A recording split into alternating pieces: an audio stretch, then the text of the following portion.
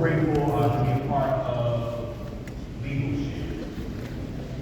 And when I think about each and every one of us that are here, it gets me even more excited.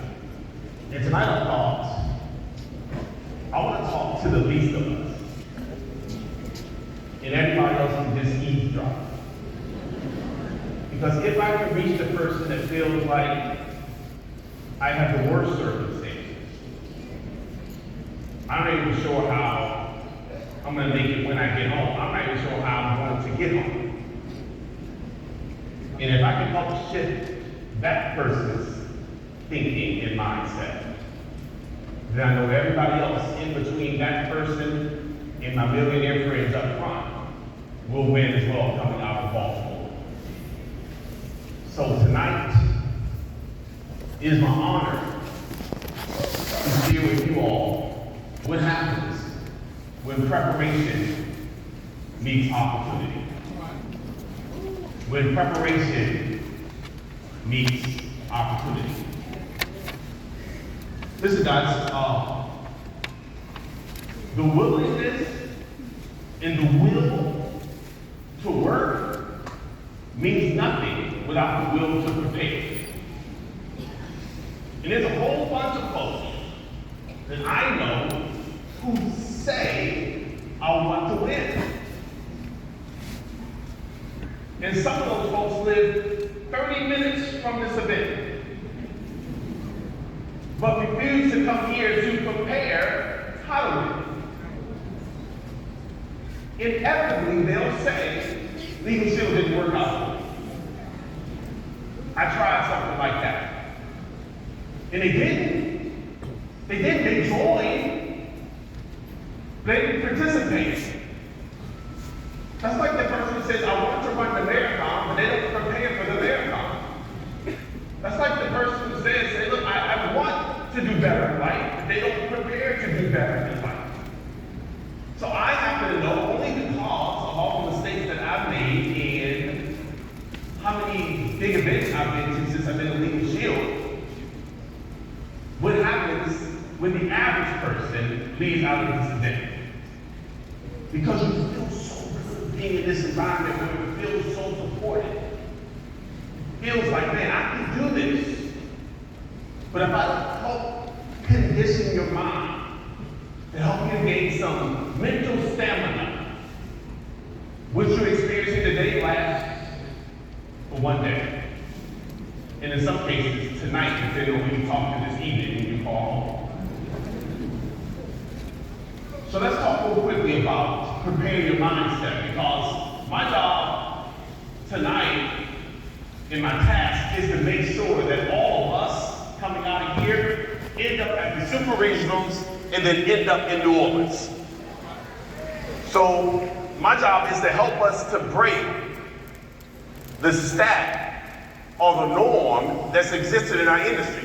Normally in our industry, about 50% of the folks who make it to one event don't make it to the next. However, I believe if you get the right people together, you can actually break some records. You can do more with 20% than you can with the 80%. If you have the right 22 people on the field, on the football field, you can actually do better than the wrong 22,000 people who are in the stands complaining. So that's all prepare us for this big win. So we see that there's different types of people who prepare or sometimes don't. Some come prepared. That was me. So don't compare yourself. I actually came to Legal Shield somewhat prepared. I was prepared because my first company in the direct sales industry was with water filtration and nutritional products. It cost $5,000 to join that company. So when I got to Legal Shield, they said it was $249. So I'm like, hold up, it's only $249? And I hear some of my colleagues complain about the $49. They're like, no, it is $49. I'm like, I think you gotta pay. You gotta pay. Then this is $24.90. You gotta pay every month. Now I want us to be unapologetic that have unlimited income, residual income of $49. Then I had to go to an in-person training, equivalent to the fast start training. And the first training there was called basics. They call it the basics. It was $300 to go to the basics. So then I hear people saying, so hold on, so I gotta go to an in-person fast start training? It's traffic in my area. This is the same person that wakes up at 5 in the morning, that spends an hour in traffic to get to a 9-to-5 job, get an hour back home to pick their kids up from the aftercare. That's 2 hours of commute. Times 5 days a week is 10 hours. For a limited income. For a determined income. And I know, I'm not judging. If you love your job, you should continue to do it. But don't complain about it and still do it and not be willing to do something to make it better. This is the thinking. I had to shift my thinking, guys. And I want us to shift our thinking because I feel like we're justifying leadership. And we're justifying in-person events. Well, people don't want to go to in-person events. They should if they're not happy with their current situation. Some folks are like, I like knowing what my check is going to be. I don't like knowing what my check is going to be every 2 weeks at my job. I didn't like that because that meant that I already gave someone else permission to know who they think I was going to be 2 weeks from now. I'm better than I was 2 weeks before. So you can't pay me what you paid me last 2 weeks because I'm more valuable this week. And if I'm more valuable, I should be paid more.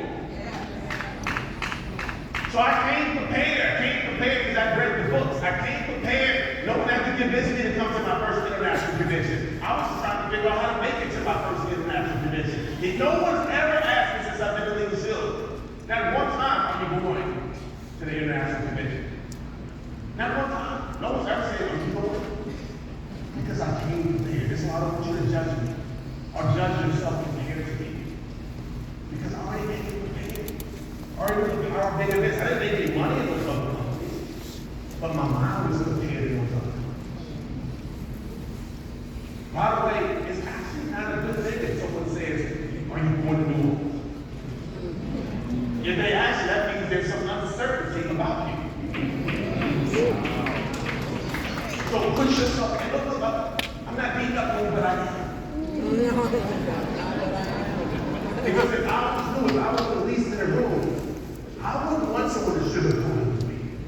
It hurts too much right now. This is how I felt. Like I'm in pain right now. So I need you to tell me like it is. Even if I'm upset, this is so cycle. You should always tell me, don't get mad at your money, darn it. Look, economics and emotions should not be sleeping above there. They should not be sleeping even in the same room. Forget the above there. Some of us get so upset about things when we get mad at our money. So I came prepared, that's all I'm saying. I still want you to pay. I didn't make a whole lot of money right away in Legal Shield. And even when I did, it felt like I wasn't because I was so far in debt, I was paying everyone back that I owed. But I came prepared mentally. Everybody with me? Yes. Some folks didn't even know what to pick. They're like, man, I knew Legal Shield was going to come to my life. Maybe I would take a communications class. Maybe I would take in some skill classes that teach me about leadership and relationships. But they didn't even know to prepare. You didn't even realize you were going to be in leadership. Some of you, a month ago, you had no idea you'd be in Baltimore. So don't give yourself some praise. Then you have some folks who are like, I'm getting prepared. Listen, I went against a whole bunch of obstacles to get here, but I'm here. And I salute you. I applaud you. I celebrate you. Listen, I know it was like a big audience, and it's hard to even focus, not because the speakers weren't good, but because I had so much turmoil. So many things the enemy was whispering in my ear about the speaker was speaking good stuff, and then he tries to remind you of who you used to be. So I get it, but you're here, and I'm glad you got something. And then you have the person who's deciding not to prepare. You know that person. That's the person who you did your best to tell them they should be here, and they gave you some lame excuse, and what they're telling you is that it's not my season. But what we do is we continue to try to work with the person as if we're going to make it their season.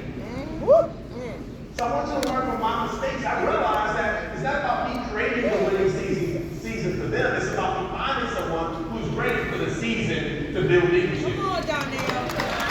No more fixing, guys. That's right.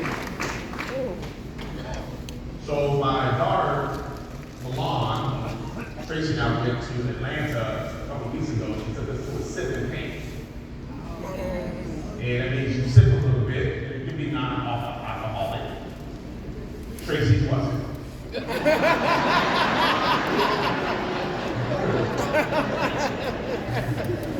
going to say, she has to have her glass of wine. And it's good for me because it allows her to relax so she's not like, so when are we going? You really blame. When she has the wine, she's okay with it. So we had a sip and paint.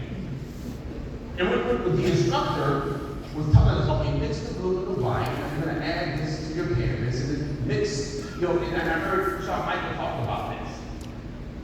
And I feel like many of us, and this is my own mistake, I kept trying to figure out what can I add to be better at leadership. When really, removing was just as important as adding. Removing was just as important as adding. And so getting feedback from your mentorship, from your mentors, is going to be critical for us. And being open to that feedback. Mr. Slickman gives me feedback. I'm like, I didn't think about it like that. Thank you, sir. And I'm appreciating, he does it respectfully. But I appreciate the feedback because I want to be better. I want to be better as a leader. I want to be better as a leadership associate. How about you? Yeah. So we want that feedback, guys. So some of it's emotional intelligence. So we have to remove some things in the past that have stopped us from attracting people. And so we have to pay attention. For example, if someone's like, oh my gosh, I got to use the bathroom. And we're like, people just got one question. No, they just say I can use the bathroom. But we're thinking about us, not about them. See? So we should allow someone to say, hey, listen, when someone says that, you can say, I'm sure they agree. If someone's moving back while you're moving forward, that means you've entered a space that makes them uncomfortable. And there's some close talkers in leadership. They don't know they're a close talker. I mean, they're like physical close. And I'm like, wow, you're really close. You got to go to sleep at night.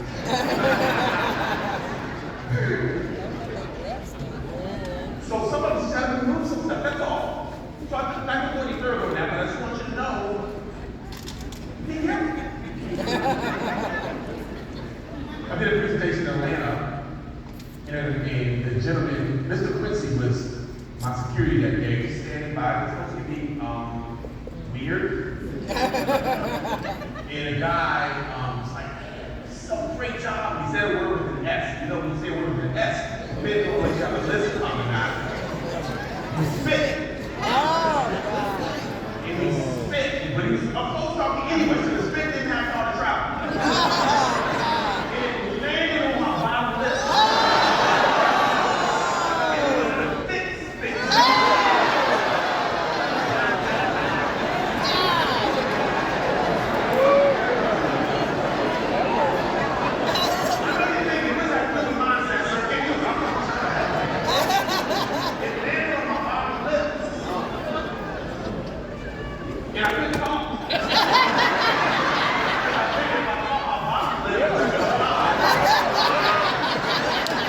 Probably want to come and accept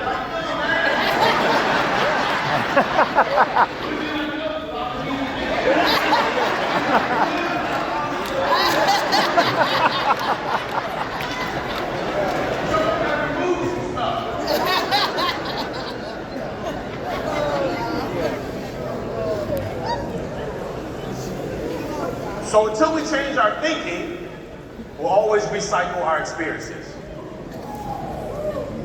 And we say things like, how did I end up here again? Man, I was bronze, I was silver, I got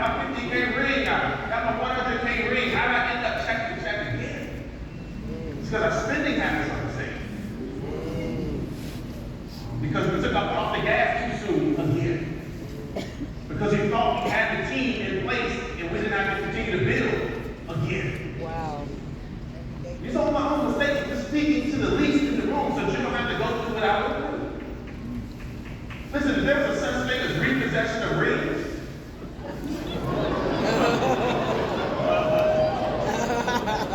Legal Silver would take a couple of my rings back years ago. I never told my team, because you don't tell the team when you're going through certain things. You tell them once you come out of that thing so you can teach it. And it's empowering at that point. You tell the team like you're going to build it. Like, ooh, you hear about this and stuff? He's like, I don't know, you got down to $700. Legal Silver ain't working. I knew this thing was. Now I'm at 1.5. I can tell you I went back to 700 from now. But we don't know that bad boy.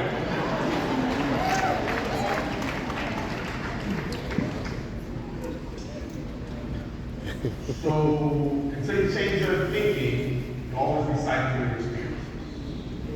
So sometimes we just have to shift our thinking. Guys, our thinking has allowed us to earn the income we currently earn. That's okay. The first thing we got to do, guys, if we're ready to change, who's ready to change? You're going to be honest with yourself. You got to start telling yourself the truth as of today. You don't have to say it out loud because it can be uncomfortable, but look in the mirror and say, look, I'm unhappy with this. I don't like this. And when that happens, things will start to change, guys. Great change. You got to get about the old pattern. You got to get about the old pattern. Here's what it looks like. So you know we leave out of here. I had to be honest with me. I knew some of the places I was going, and as often as I was going, wasn't allowing me to get to 1.5. This was not.